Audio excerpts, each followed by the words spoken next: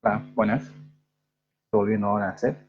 Vamos a ver si me deja mostrar varios. Vale. Voy a cambiar de ventana, por ejemplo. Sí, me deja. Vale. Perfecto.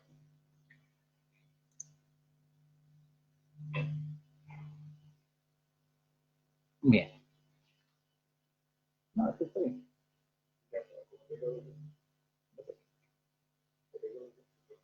Vale, vale. Bueno, aquí estoy con Ismael, que es también parte del Meetup. Y pues, estamos tratando de sacar este video pues, lo mejor posible para todos. Bueno, vamos a continuar. Es lo que estaba diciendo. A ver, intentaremos.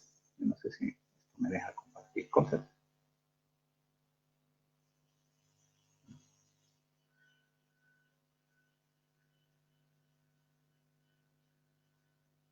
Sí. Un poco lento, pero va bien. Bueno, recordemos de que este es la relación que estamos buscando.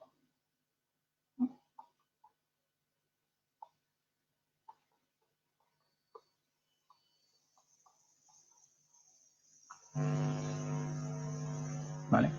Entonces, esta relación siempre va a ser las variables independientes tienen relación directa con la variable a explicar. De eso se trata, digamos, en los mínimos cuadrados ordinarios, que independientemente cada una de estos valores, ¿sí? Independientemente cuánto aportan a la variable dependiente.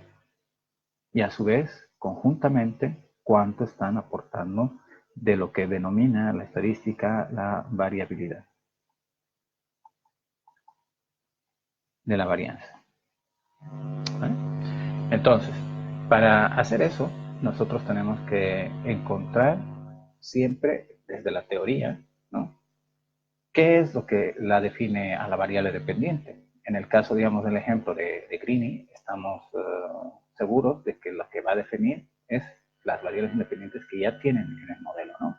Que sería la oferta monetaria y el deflactor del producto neto, ¿no? Del producto interior neto. Entonces, una vez que estamos en Gretel, podemos volver, digamos, a este diálogo del beta e incluir nuestra variable dependiente, este cajoncito,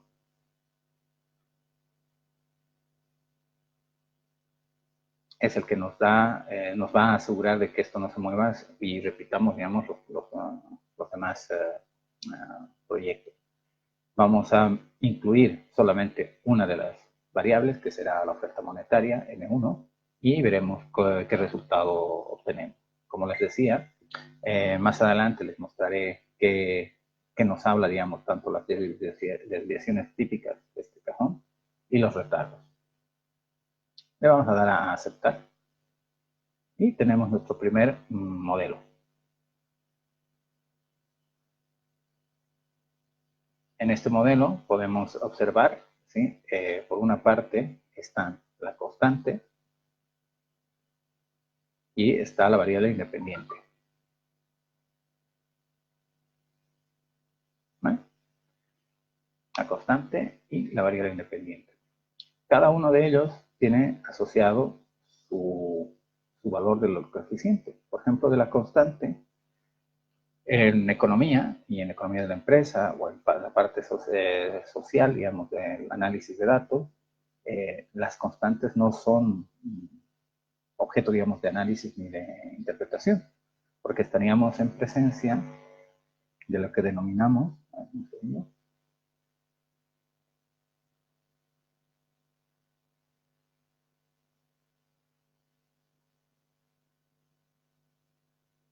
vamos a ver que actualice la pantalla,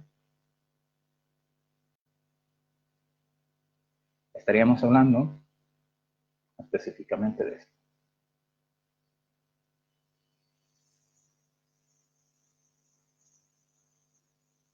¿Vale?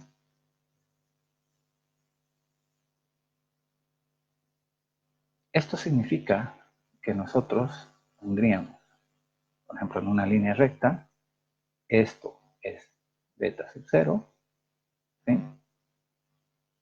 Y la pendiente siempre va a ser beta 1.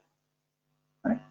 Entonces, si nosotros estamos viendo algún tipo de modelo, estaríamos viendo de que nunca vamos a tener desde el origen de los datos, o sea, desde el origen de los tiempos, ¿no? A un modelo sin constante, es decir, que la constante sea cero, es muy difícil en la vida real. Entonces, lo que vamos a tratar de hacer siempre es encontrar un valor que sea el intercepto, que no tiene sentido, digamos, ni económico. Si es menor o mayor, pues dependerá de lo que estamos viendo. Por ejemplo, si es una función de producción, será la tecnología dada, etcétera. Pero esto es más adelante podemos discutir. Sin embargo, el modelo, digamos, con una variable que es igual a la constante más una variable más el término de perturbación es lo que estamos haciendo ahora.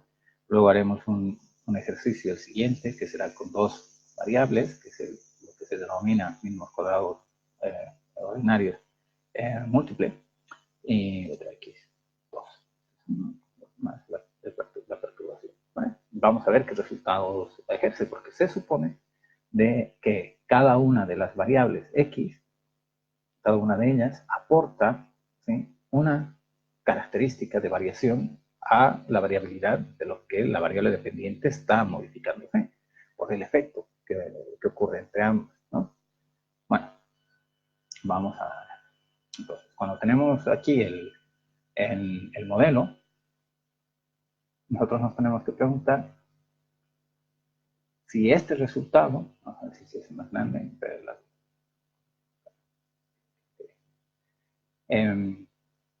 por ejemplo, estaría comenzando en de menos 646. Esto no tiene mucho sentido, digamos, la constante, ¿no? Porque estamos hablando de que si estuviéramos analizando, por eso no tiene sentido, si estuviéramos analizando el PIB neto, ¿sí?, estaríamos viendo de que es negativo. Y eso es un poco difícil de que se dé en la realidad.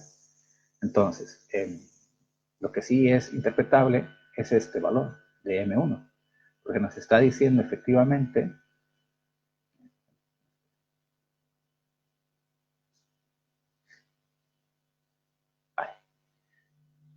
nos está diciendo efectivamente que por cada vez que cambie la oferta monetaria, recuerden que la oferta monetaria no es, veremos cómo está medida.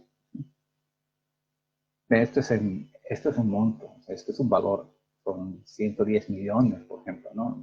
Tienes que tener en cuenta también cómo estén medidas las variables, porque si esto fuera una tasa, tendríamos que leer cómo es una tasa, ¿no? Si esto es un valor, un valor, digamos, como es de volumen, de monto total, digamos, de 110 millones o 110 mil millones de dólares, en este caso será, como es de Greenwich, de Estados Unidos, será de 110 millones, punto 20, la oferta monetaria que existe en el mes 1, mes 2, mes 3, mes 4, esto es por trimestre, esto es una función trimestral, de 4 trimestres, desde el 1950 hasta el 83, entonces sí, son valores completos, ¿no? Entonces, claro, aquí la forma de interpretar, estaríamos hablando de por cada 7 millones, o lo que esté medida la variable independiente, por cada vez que cambia la variable independiente en una unidad, que es justamente, se incrementará nuestro PIB neto en 7.97 millones de dólares. ¿Vale? De esa forma se interpreta este tipo de valor. Pero lo más importante es si nosotros tenemos si nuestro valor es significativo o no es significativo para el modelo. ¿Qué es eso? Ser significativo tiene que ver con las estrellitas que están viendo al final de la salida. ¿Vale?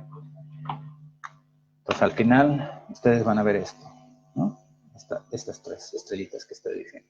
Cada una de ellas nos habla del valor de la probabilidad de que este valor esté comprendido en unos rangos determinados, es decir, que esa es la probabilidad de ocurrencia a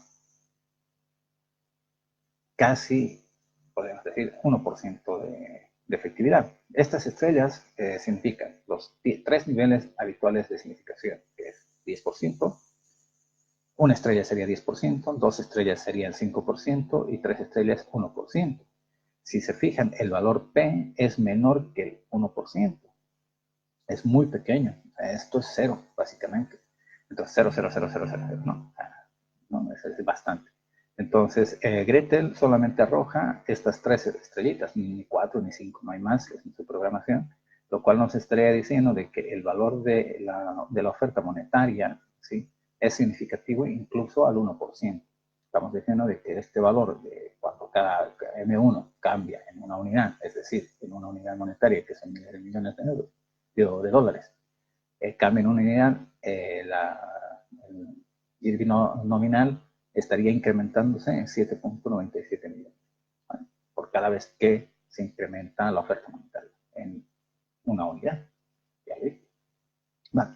Por otra parte, tenemos todo este sumatorio, digamos, este summary de datos, ¿no?, donde nos muestran diferentes valores que interpretamos como las bondades del modelo, ¿vale?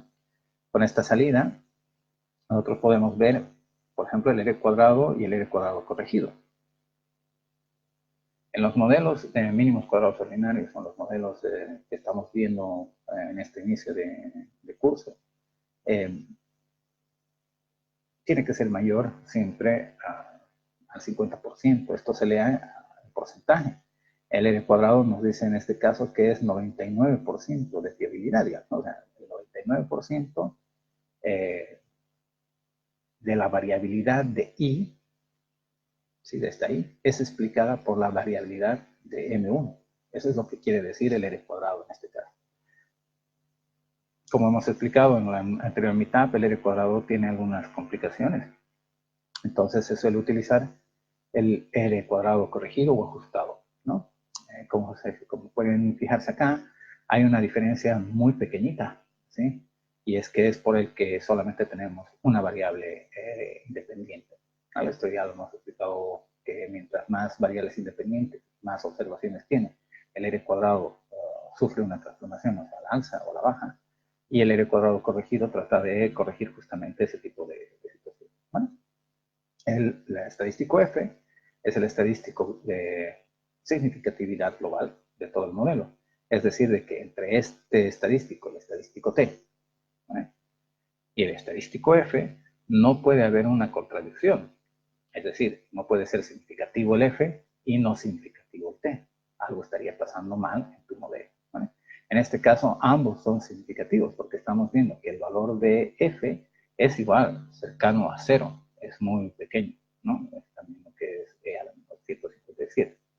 Estos valores, por ejemplo, del estadístico F, si comparamos con tablas, ya verán de que solamente por la comparación es muy grande. Entonces sería así. Luego tenemos, para interpretar estos modelos, ¿no?, algo interesante que es el estadístico de Durbin-Watson, ¿vale? En modelos cross-section, como es este, sección cruzada, no tiene sentido analizar, digamos, la autocorrelación, porque la autocorrelación tiene que ver con la historia de uno mismo. Entonces aquí hay una correlación entre varias cosas, la constante, porque también es parte del modelo, el término de perturbación, que es parte del modelo, y el término que es M1, que es nuestra variable única independiente, ¿vale? Entonces, entre todas ellas no debería haber autocorrelación o multicolinealidad, como también se denomina. Pero la colinealidad y la multicolinealidad tiene que ver con la relación, es decir, con la correlación que existe entre las variables, ¿no? Entonces, para identificar si este Durbin-Watson es correcto o no, cuando estemos en la etapa de Durbin-Watson y este tipo de análisis, será un poco más amplio. Pero quédense con la idea de que hay dos tests aquí en este inicio del curso, podríamos decir, o de la teoría, en que son los únicos dos que se utiliza la regla TUM o la regla tonta. Primero está el estadístico T, ¿sí?, del que hemos hablado en la anterior clase, en la anterior mitad, donde en valor absoluto tendría que ser mayor que 2 para ser significativo. Si comparamos solamente el estadístico que se llama experimental, el 165.9, contra un valor teórico de tablas, ¿vale? Si ustedes preguntando cómo ver las tablas, por ejemplo, aquí en herramientas, ¿sí? Están las tablas estadísticas y buscadores de valores P, ¿no? Entonces, en tablas estadísticas, por ejemplo, nosotros tendríamos que ser capaces, ¿sí?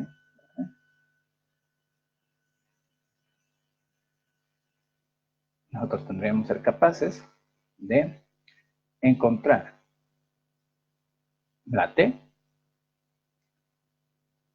los grados de libertad los podemos ver aquí, que son 136, fíjense, grados de libertad 136, ¿sí? Probabilidad por la derecha, pues lo que queremos hacer es al 5%, entonces ponemos 0.05.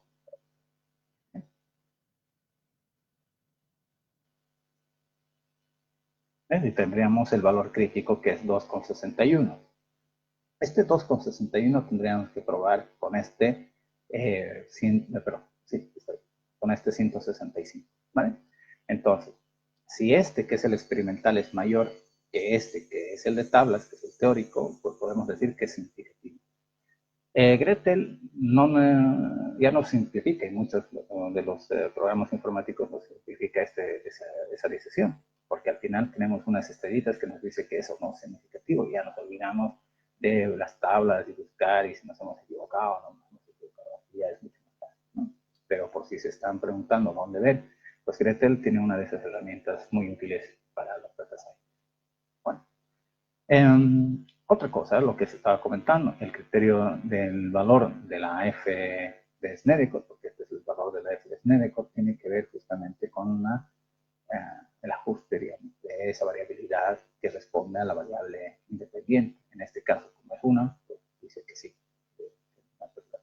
Vamos a modificar este modelo para ver cómo se comporta con dos variables. Entonces ya tenemos la variable dependiente y, ¿no?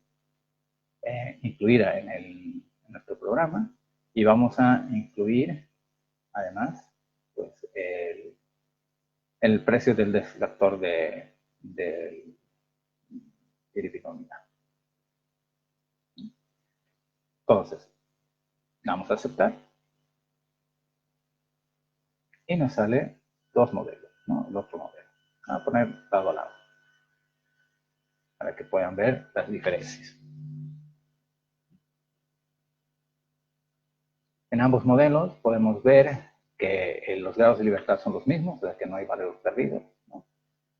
También podemos ver que la constante ha sufrido, digamos, un tipo de transformación, ha caído más todavía al lado negativo, pero por su contrapartida podemos ver de que nuestras variables, o sea, nuestras variables independientes, ambas son significativas, y eso está muy bien. ¿No? Significativas incluso al 1%, ¿no?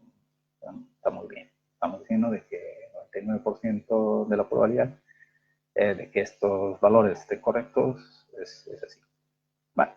Entonces, aparte de la interpretación económica, que es lo que les he comentado, por ejemplo, el precio del deflector, el precio del deflector es precio también, ¿no? Es un valor en dólares, en este caso 56,99, 57,78, es un valor en dólares también. Entonces, también se interpreta como un valor, ¿no? Entonces, ¿cómo comparamos los modelos? Aquí hay tres formas de comparar estos dos modelos y ver cuál de ellos nos conviene como mejor modelo.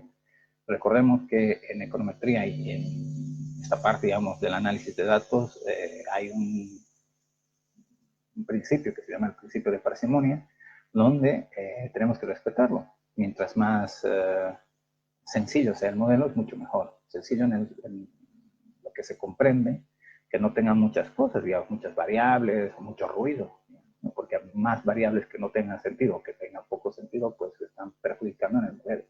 No necesariamente un modelo bueno significa que tengas 500 variables independientes, porque tienes que controlar tanto los grados de libertad en variables como en observaciones. Pero bueno, estas están bien. Y vamos a comparar primero por lo que te enseñan en las aulas de econometría, ¿no? Con el R cuadrado corregido. El R cuadrado corregido es el único digamos, dentro de estos eres cuadrados, ¿no? Para poder comparar modelos que tengan la misma variable dependiente y sin transformaciones, porque si está ahí, por ejemplo, en el modelo 2, estaría transformada en su cuadrado o en su logaritmo, ya no podríamos comparar, porque obviamente cambia bastante, ¿no? Entonces, lo que sí podemos cambiar son todas las variables independientes que queramos, o quitar las variables independientes que queramos, o incluso podríamos modificar el tamaño de la muestra. Podría ser una muestra más pequeña, ya no 136, sino mucho más pequeña. Incluso así, pero con la variable dependiente igual, podríamos comparar. Entonces, el R cuadrado corregido, en este caso, por ejemplo, para el caso del modelo 2, es mucho más alto. Es 99.8%, en el otro caso es 99.5%. Que se ha ganado un poquito, pues fenomenal, se ha ganado un poco. Pero esto no significa que el modelo sea mucho mejor. Esto es un modelo, digamos, de manual que se comporta como los modelos de manuales, digamos, ¿no? Hechos a propósito para que puedan replicarse y puedan entenderse en todo lado, ¿no? Entonces, en la vida real, en los seres cuadrados no te encontrarás con esta magnífica suma, digamos, este número más fantástico. Siempre serán modelos más, ¿cómo te puedo decir? Más reales, digamos, ¿no? Como un 33% o un menos, digamos, de ello, ¿no? Entonces, ya lo verás.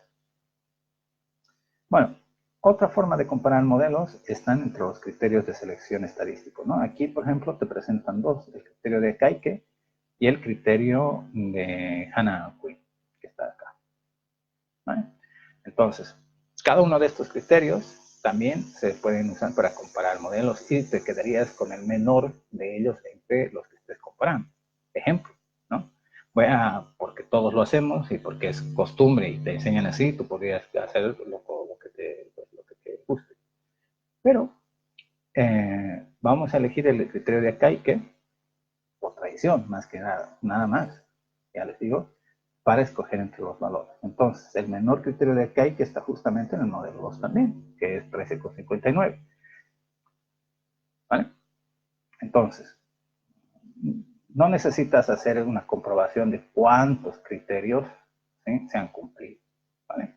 Solo necesitas utilizar uno. Puede ser el R cuadrado ajustado o puede ser directamente el Akaike o el Hanna-Quinn, pero uno, nada más, con eso ya basta. Luego existe el logaritmo de máxima verosimilitud que se utiliza también para comparar modelos. Igual se utiliza, en este caso podemos utilizar este, ¿no?, el menor, pero no es lo habitual. Lo habitual es estos logs de máxima verosimilitud, utilizarlos en modelos que son cualitativos, cuantitativos, pero con datos cualitativos, por ejemplo, modelos de respuesta, ¿no?, que sean 1 y 0, 1 y 0, 1 y 0 también. Bueno, entonces ya tenemos dos modelos, los cuales vamos a tratar de hacer contrastes. Fíjense que en la misma pestaña están los contrastes, ¿no? Todos los contrastes que admite esta modelización. Puede ser, digamos, los más clásicos, ¿no?, de heteroscedesticidad, ¿no?, donde estamos midiendo si el componente del término residual del error se comporta, digamos, con una varianza única, cumpliendo el supuesto de no autocorrelación, justamente, perdón, de homoscedesticidad, perdón. Entonces existen varios, ¿no? En este caso, me muestra, digamos, activos como el contraste de White, el de Lewis-Pagan y el de Koenker. Estos dos de acá, el de White y el de Lewis-Pagan, son los test más vistos, digamos, en las aulas de econometría. Son los primeros que salieron, después hay miles más. Este de Koenker tendríamos que ver en la ayuda de Gretel quién lo escribió, cómo lo escribió, pero básicamente cualquiera de los tres, aunque no conozcas el de Koenker, podrías utilizarlo. ¿Por qué? Porque el contraste de heteroscedesticidad, perdón, se llama heteroscedesticidad, que se está contrastando que no existe heteroscedesticidad. El contraste en realidad es de homoscedesticidad. Entonces la hipótesis nula será homoscedesticidad y la hipótesis alternativa será heteroscedesticidad. Entonces, vamos a utilizar el White. Fíjense que aquí el White me saca una ventana y al mismo tiempo me ha aumentado al final, ¿sí?, del modelo el contraste. No estaba antes. Yo puedo cerrar la ventana del contraste y quedarme con lo que está aquí abajo, porque esta es una regresión auxiliar que utiliza White para hacer el contraste, ¿vale? Entonces, esto no se interpreta, esta parte que estoy sombreando. Ni el R cuadrado, ni el M, no se interpreta nada, ¿vale? Lo que se interpreta es esta parte, ¿sí? Que es el estadístico de contraste, que es un H cuadrado, ¿ya? Con 2 grados de libertad. Esto es lo que se contrasta. Y si se fijan, aquí está el contraste completo, ¿vale? Entonces yo voy a cerrar esta ventana que no me sirve.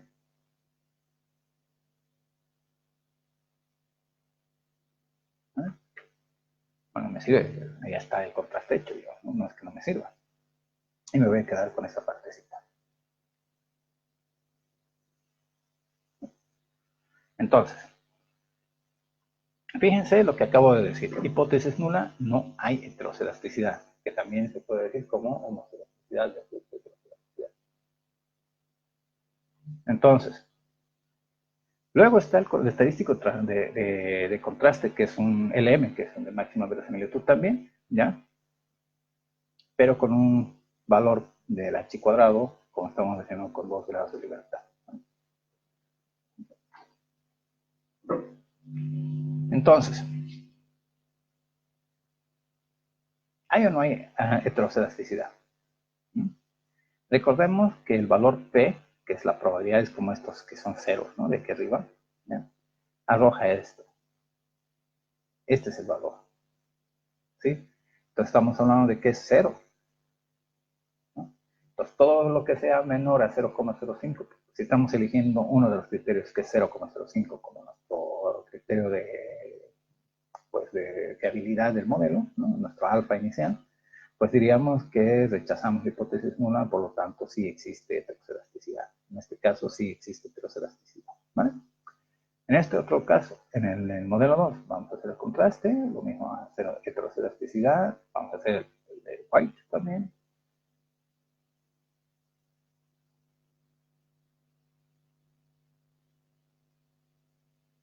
Bien, entonces nos quedamos igual solo con el contraste y podemos ver que en este caso, igual, ¿sí?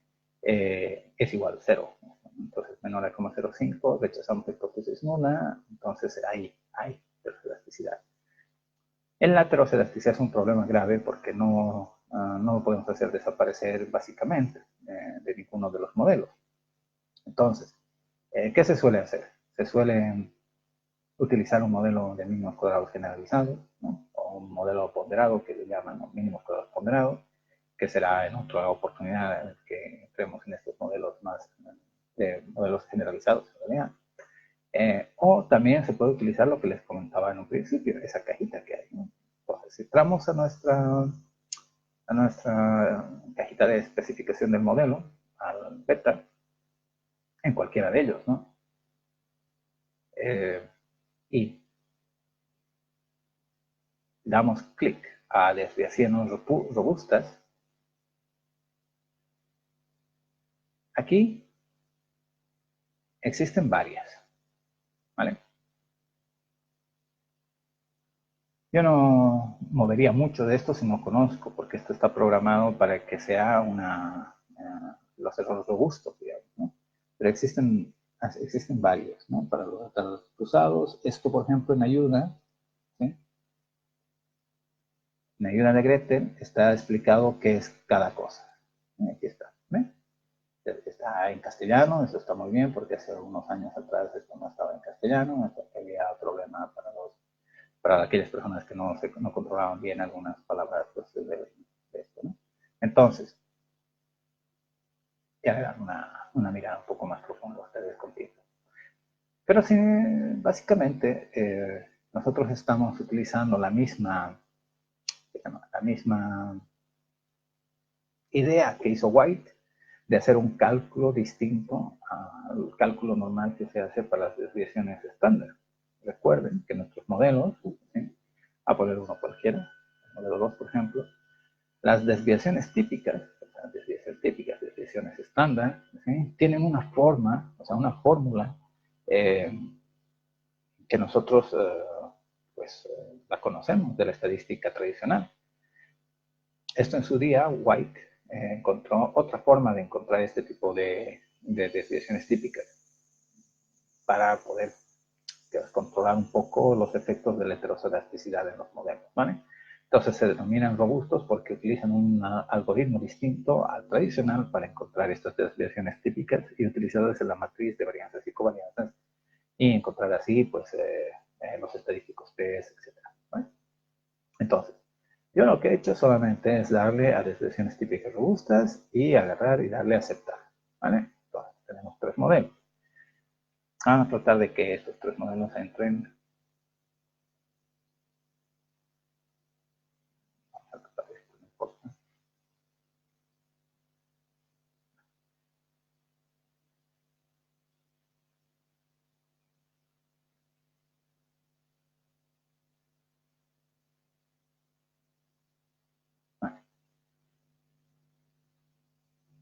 Bien. Entonces, aquí lo interesante de esto es ver qué es lo que ha cambiado. El modelo 3 es el que está con los errores robustos, además que lo dice, ¿no? Desviaciones típicas o sea, con ancho de banda 3, kernel Bartlett, de Bartlett, en realidad está haciendo una, no es White, pero sí es otro tipo de especificación, da lo mismo, con errores robustos, como les comentaba, no hay problema en ello. Pero tienen que ver un poquito con, concéntrense un poquito para ver qué es lo que ha cambiado en el modelo.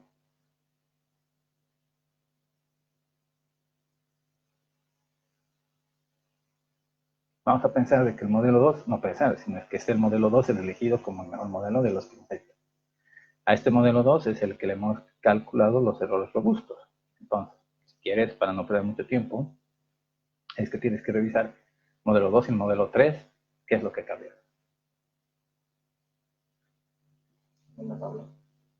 A ver. Estadístico. Valor. No más pasa que está todo costado. Claro, los coeficientes no se van a mover. Ya fíjate, son los mismos coeficientes, eso no tiene por qué haber cambiado, porque lo que ha cambiado es la forma de cálculo de la desviación típica. Entonces, si es eso, ya vemos los primeros cambios, ¿no? 15, 0,49 y en 0,030, 1,10 y en 0,073, son otras desviaciones típicas. Por lo cual, también el estadístico T, porque el estadístico T es el coeficiente partido de la desviación típica, ha cambiado también. 88,8, 44,56, 9,54, 6,7, ha cambiado, ¿no?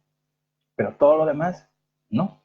Incluso, pues, el mismo R cuadrado sigue siendo el mismo, el Durbin-Watson sigue siendo el mismo, etc. Lo único que cambia son las desviaciones típicas y ya está, ¿vale? Entonces, ¿qué modelo es mejor? Pues ahora el modelo 3, porque se ha controlado un poco la heteroscedasticidad, ¿vale?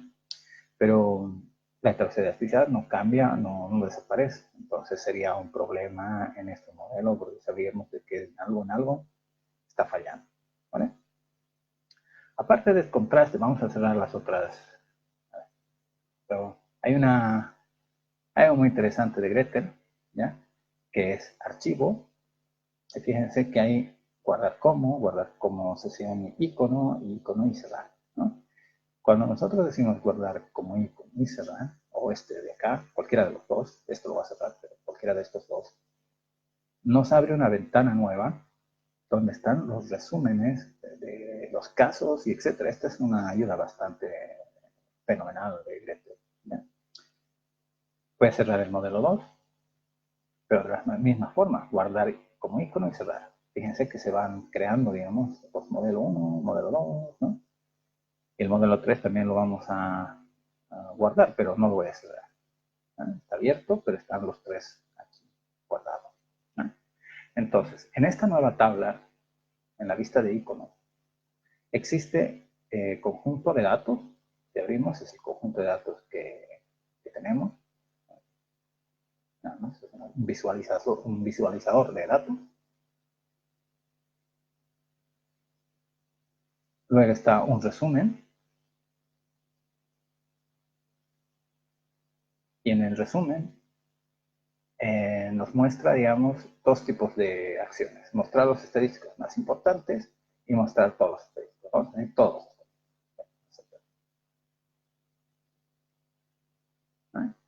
Entonces, en esta pantalla podemos ver, ahora que salga, para ver la media, manejan el mínimo, el máximo, las desviaciones típicas.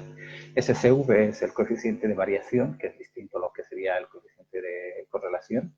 La simetría, la de kurtosis. Bueno, esta simetría es la simetría de Schwarz. Y esta es la de kurtosis. No, perdón, es Quiznes, perdón, y kurtosis.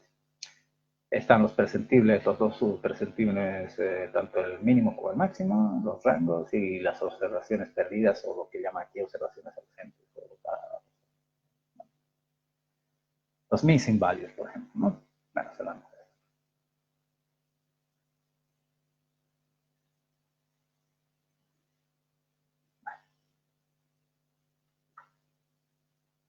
Luego tenemos las correlaciones.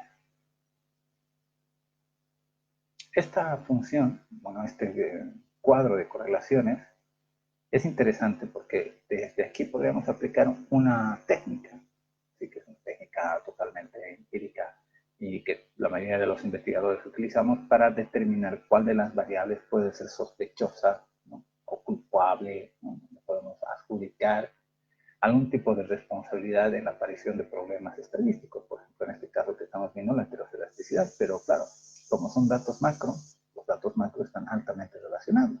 Entonces, estas son las correlaciones bivariadas, o sea, una por una, o sea, por pares. Entonces, estaríamos hablando de que, por ejemplo, el ingreso y el precio están totalmente relacionados, son al 99%. ¿No? Eso es importantísimo. Y aquí podríamos utilizar ese tipo de conocimiento para, pues, imputar, digamos, en un modelo ponderado una de las variables para poder solucionar el problema de heteroscedasticicidad. Pero recuerden, la solución del modelo de los modelos de heteroscedasticicidad, con presencia de heteroscedasticicidad, pasan por la construcción de un modelo que no es mínimo cuadrático, sino es un mínimo cuadrado generalizados que se comportan de otra forma y tienen otro tipo de forma de hipótesis. Bueno, así que no es a lo loco, no, tiene que ser planificado. Bueno, luego está la tabla de modificaciones, los escalares, las notas y páginas de gráficos que están vacías. Yo lo que voy a hacer es añadir a la tabla de modelos cada uno de mis modelos arrastrándolos. ¿No? Cada uno los paso arrastrando. Y una vez que los tenga los tres, puedo abrirlos.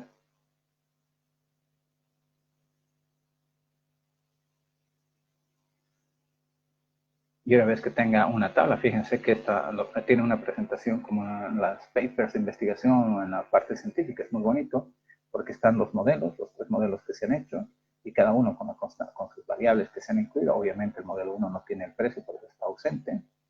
Este es el modelo con heteroscedasticicidad, o sea, con la heterosidad con los errores robustos de White o de Polena. Me acuerdo, pero eran robustos. Y por ejemplo, aquí está el R cuadrado corregido para comparar entre los modelos. El programa ya identifica lo que estábamos hablando sobre con qué criterio poder seleccionar. Y en el criterio se queda, por ejemplo, fíjense que estos dos van a ser lo mismo, porque lo único que se ha corregido en el modelo con heteroscedasticicidad es una forma distinta de cálculo de los recursos. ¿No? Entonces ya esto lo puedes exportar como quieras. ¿No? En Word, texto plano, LaTeX, lo puedes colocar en. Esto está muy bueno. ¿Vale? Otra cosa que podemos ver en este tipo de análisis, vamos a hacer otro contraste, por ejemplo, el de normalidad. Vamos a ver, vamos a abrir el modelo 2, porque el modelo 3 está modificado con los errores robustos. ¿Vale? Entonces, contrastes, normalidad de los residuos, es el único que existe, así que yo le voy a dar OK. Me va a desplegar un gráfico.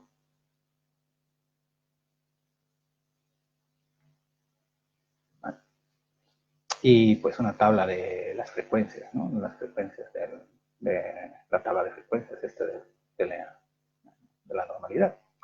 Aquí abajo está el contraste, que es lo que nos importa, pero voy a cerrar esto, ya, estas dos, esta. El gráfico no me dice nunca nada, si esto parece ser un poco leptocúrtico porque está apuntalado hacia arriba, pero nada más, ¿no? Es muy difícil, digamos, solamente por el gráfico darse cuenta de este tema, ¿no? De que eso no es normal. El contraste, como lo dice acá, el contraste de normalidad, nos dice que la hipótesis nula, el error se distribuye normalmente, pero quiero puntualizar una cosa, no es el error como tal, no es este.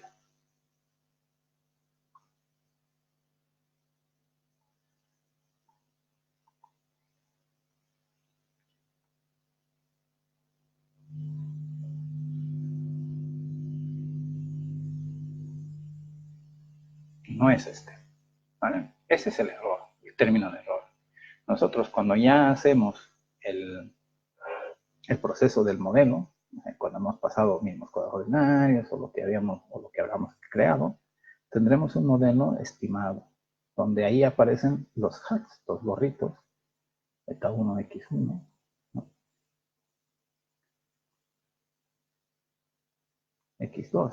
Y acá ya no ponemos nada, para nada, ¿vale? El término, el error estimado, si quiere llamar, se denomina residuo, y este residuo es I menos I estimado. Entonces, este valor se denomina también sesgo, ¿ya? El bias, que está en los textos en inglés, ¿no? Esto obviamente ya no existe en los modelos.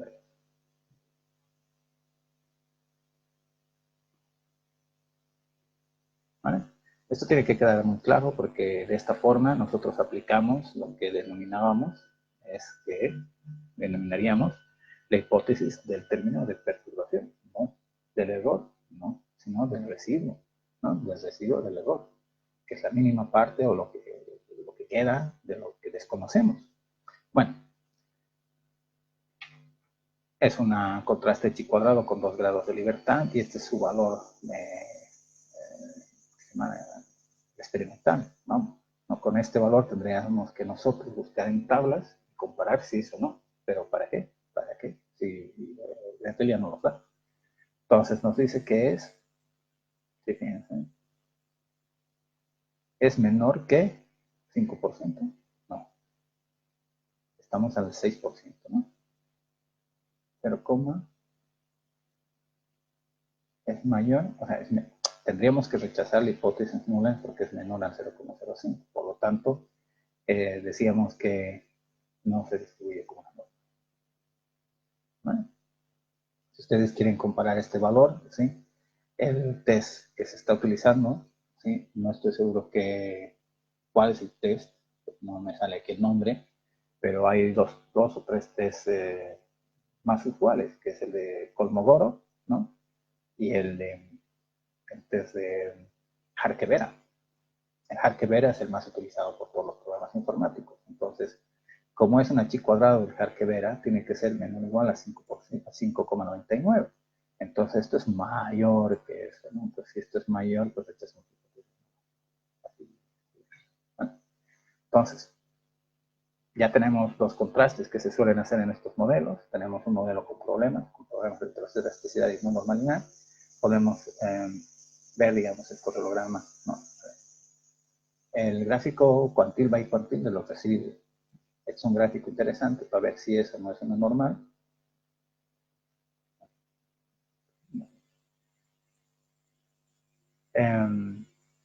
Parecería que fuera una normal porque está casi sobre la línea azul. Pero claro, estos puntos atípicos que están por aquí al final, ¿no? Los de aquí, ¿no? Y los que están al lado derecho, este otro atípico que está, pues es lo que arruina, digamos, estos cuartiles, ¿no? Que no son normales. Entonces, no es una norma. Luego podríamos ver, a ver, otro tipo de contrastes. Luego veremos esto, de autocorrelación, como les he dicho, no es aplicable, digamos, a modelos de sección cruzada. Además que ya tenemos el Durin-Watson, que nos habla de si existe o no existe en la relación un proceso de tipo autorregresivo de orden 1. Pero aquí podemos utilizar otro tipo de correlación. Vamos a ver qué nos saca. Aceptar. Es un contraste de Godfrey, que utiliza este tipo de regresión auxiliar. Estos son los estadísticos. Yo voy a cerrar, ¿vale? Porque aquí atrás, está aquí abajo, como siempre me pone el resultado, que es lo que importa. Entonces, el contraste nos dice, la hipótesis nula, no hay autocorrelación. Obviamente la hipótesis alternativa sería que existe autocorrelación. Entonces, el valor es un 0. Fíjense que es menos 0,46 elevado a menos 0,36. Entonces, esto es un 0. Entonces, como la probabilidad de 0, ¿sí?, es menor que el alfa que hemos elegido, que es 0,05, rechazamos la hipótesis nula, por lo cual decimos que hay autocorrelación. ¿Vale? Entonces, ya digo, este modelo tiene muchos problemas, principalmente el de heteroscedasticidad, que es el más grave, y el de la no normalidad. ¿Qué problema es eso? Que los valores de que estamos viendo de la desviación típica, ¿sí?, no se corresponden con la realidad, ¿sí? Es decir, de que como no sabemos que esta distribución es como sabemos que estos datos no pertenecen a uno normal, ¿sí?, no podemos comparar esos datos que salen con estadísticos de la normal. No sé si me explico. Cada función, digamos, de distribución, ¿no?, tiene sus medias, sus varianzas, sus covarianzas, etcétera, sus 5 momentos, digamos, de cada una de las distribuciones, con distintas fórmulas para encontrarlos. La normal tiene una forma específica que la conocemos, que ya la hemos visto en estadística 1, 2 y demás. Entonces, si no conocemos la distribución de la que estamos hablando, ¿cómo vamos a comparar los datos con test de la norma? Ese es el asunto. Entonces, por eso mismo, cuando no hay una normalidad en los residuos, o una normalidad en tu modelo, ¿sí?, todos los estadísticos no es que estén mal, sino es que no sabes con qué vas a comparar. Por lo tanto, caes en la incertidumbre. Por tanto, este modelo carece, digamos, de una fiabilidad. Es decir, con esto no podrías presentarte, digamos, a un paper, ¿no? A un paper te lo rechazarían, porque si tú lo vas mencionando de que tiene esto, pues al final no. En cualquier investigación, aunque sea para el mismo examen de la asignatura, un modelo con presencia de autocorrelación, de heteroscedasticidad, con no normalidad, pues es un modelo malo. Así simple. Bueno, luego podríamos, para ir terminando, digamos, algún tipo de... A ver, ¿qué más? Rápido los residuos. ¿Sí? Esto es interesante. Contra el tiempo, ¿sí?, podemos fijarnos de que los residuos se están distribuyendo de una forma totalmente, pues, volátil en el tiempo. Entonces, ahí tenemos una explicación de por qué no es homocedástico. Porque aquí tiene una forma de variabilidad, vamos a denominar variabilidad igual a varianza, aquí hay otra forma al medio, y al final está, distinto, ¿no? También mucha variabilidad. Entonces, voy a recurrir a autográfico, que sería de los residuos contra la variable dependiente, ¿sí? Fíjense igual, ¿no? Hay una volatilidad importante en este tipo de gráfico, lo cual nos hace entender de que sí, efectivamente puede haber autocorrelación y la heteroscedasticidad está presente porque están los datos, pues, totalmente dispersos, ¿no? No hay una homogeneidad, digamos, en la variabilidad. Otro gráfico que nos puede dar es contra una de las variables independientes, por ejemplo, contra N1. Mismo resultado, ¿vale? Y aquí yo les diría, en los gráficos, el de contra el tiempo, eso está muy bien. Vamos a ver contra M1 y P. Vale. Interesante.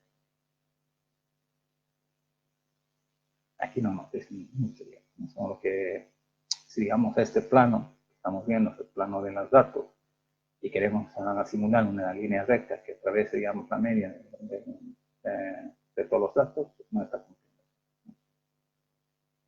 Bueno, espero que hoy les haya gustado, digamos, esta parte, digamos, de mismos cuadros ordinarios, y ya pronto podemos hacer, digamos, otro tipo de análisis.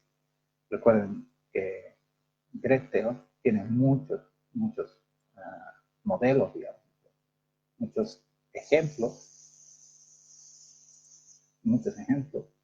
Ejemplo está la función de producción de solo, ¿no? Mira, por ejemplo, este es un modelo de Grunfeld de inversión, importantísimo para la banca. Tiene muchas más variables, obviamente. Se puede hacer lo mismo, ¿no? Podemos construir, digamos, igual modelos multinomiales,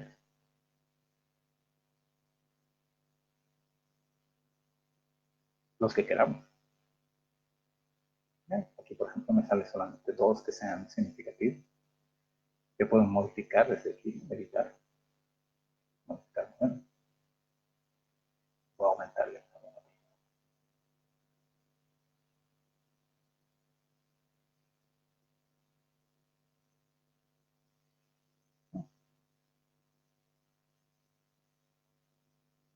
¿Ves? Entonces la información va creciendo y el ajuste se va modificando, va mejorando. ¿Sí? Y aquí le puedo hacer un contraste de especial, por ejemplo, de white. ¿No? Mira, por ejemplo, en este caso es mayor que el 0,05, por lo tanto es homocedástico. ¿No? Pero claro, en este caso tenemos varias variables que no son significativas. Estas variables que no son significativas tenemos que quitarlas del modelo, ¿no? Entonces, por ejemplo, yo diría, editar otra vez. Me quitaría lo que es IG. Luego me quitaría la otra que es FG. Y haría el modelo. Ya me sale un modelo pues más estable, digamos, ¿no? Por lo menos con todas las variables significativas, ¿no? A este modelo que tiene presencia de autocorrelación, en la W1 se me olvidó decirles la otra regla tonta, que es igual, que aquí tiene que ser exactamente 2 para que no haya que somos autocorrelación, ¿no? En este es el único caso que es en valor absoluto, en el estadístico T es en valor absoluto, todos los demás no lo es, así que acordarse bien de estas palabras. ¿Bien? Luego podría ser el de heterocedasticidad para ver cómo va. Fíjense que este modelo no es heterocedástico, mayor que el 0,05. Podemos hacer un modelo de la normalidad, por ejemplo, aquí ya el gráfico pues es leptocúrtico, se puede ver, claridad. Voy a hacer el gráfico, voy a hacer el test porque me queda aquí abajo. Y este modelo tampoco es malo porque es normal. La probabilidad es mayor que 0,05, por lo tanto decimos que no rechazamos la hipótesis nula, por lo cual el modelo es una normal. Es normal. Entonces, este modelo se podría quedar como modelo final, si es que estaríamos encontrando estas relaciones, estaríamos tratando de estudiar esta relación. ¿Que cómo son los gráficos que hemos visto anteriormente? Pues vamos a hacer gráficos de residuos contra el tiempo. ¿No? Fíjense que aquí, aunque el modelo y los test nos han dicho que no tiene heterocedasticidad y que los residuos son homocedásticos, pero aparte de ser homocedásticos son normales, vemos que hay unos picos muy pronunciados. Uno de ellos llega hasta el 100 y el del más adelante, de 1948, pues llega casi al menos 200, ¿no? Entonces, por ejemplo, estas cosas no pueden suceder en los modelos. Por eso existen modelos más elaborados que modelicen este tipo de comportamiento, ¿no? Por ejemplo, el gráfico de los residuos versus, por ejemplo, ¿no? Contra uno de cualquiera de estos, ¿no? si se fijan, hay una aleatoriedad, pero hay algunos que están juntos. Entonces, sí podría, por eso nos dice que el modelo pues, no presenta heteroelasticidad, porque parece totalmente aleatorio. Eso está muy bien. Vale.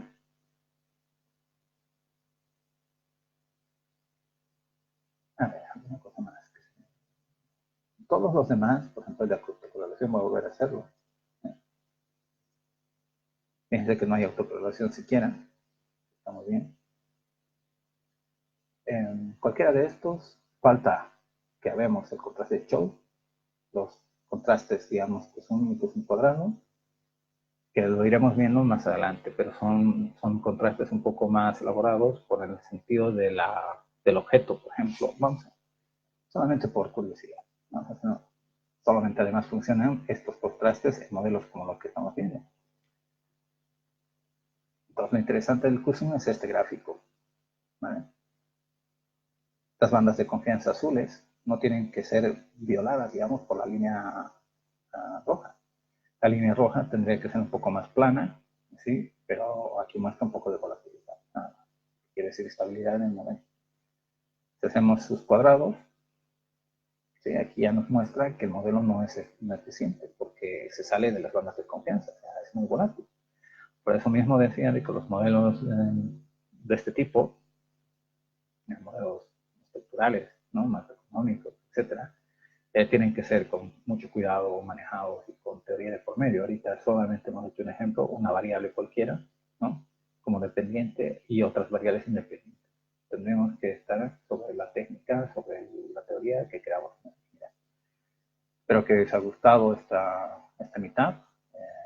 Yo los espero el próximo mes. Igual, si no nos reunimos en algún lugar aquí en Madrid, como siempre, nos reuniremos por este lado